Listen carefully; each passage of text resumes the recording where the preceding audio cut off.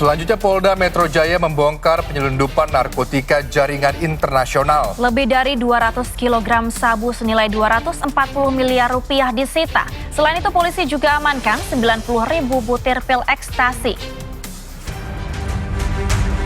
Kurir narkoba jaringan internasional berkeliaran, membawa lebih dari 200 kg sabu dan 90.000 butir pil ekstasi.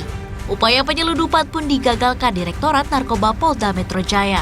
Selain mengamankan barang bukti narkoba, polisi juga mengamankan 4 orang tersangka. Sabu dan ekstasi merupakan milik bandar besar warga negara Malaysia bernama Cikgu. Untuk menyamarkan aksi kejahatan ini, para pelaku menggunakan modus jual beli mobil. Sementara barang haram narkoba diselipkan di bagian dashboard dan beberapa kompartemen lain.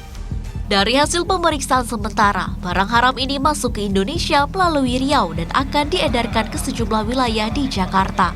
Kapolda Metro Jaya menyebut pihak yang terlibat dalam jaringan narkoba seringkali merupakan generasi produktif di Indonesia.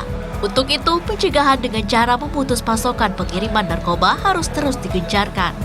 Selain menjerat para tersangka dengan pasal terkait narkotika, polisi juga akan menjerat mereka dengan pasal tindak pidana pencucian uang yang bertujuan memiskinkan bandar besar narkoba.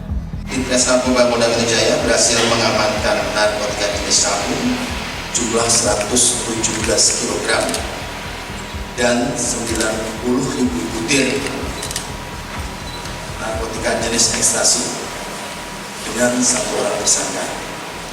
Satres Narkoba Polres Metro Jakarta Barat berhasil mengamankan 90.321 gram narkotika jenis sabu atau 90 kilo.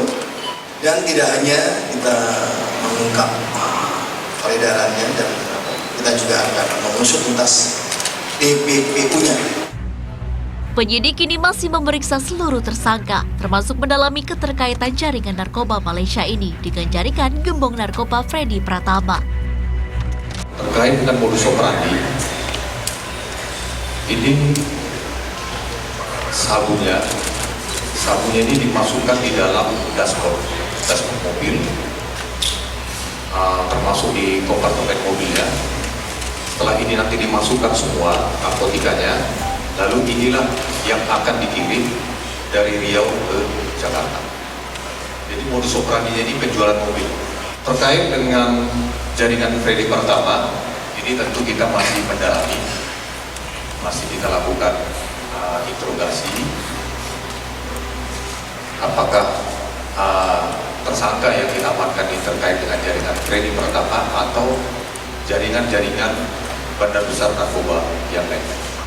Keempat tersangka dijerat dengan pasal berlapis dengan ancaman hukuman penjara minimal 5 tahun dan maksimal hukuman mati. Rendianto melaporkan untuk NET.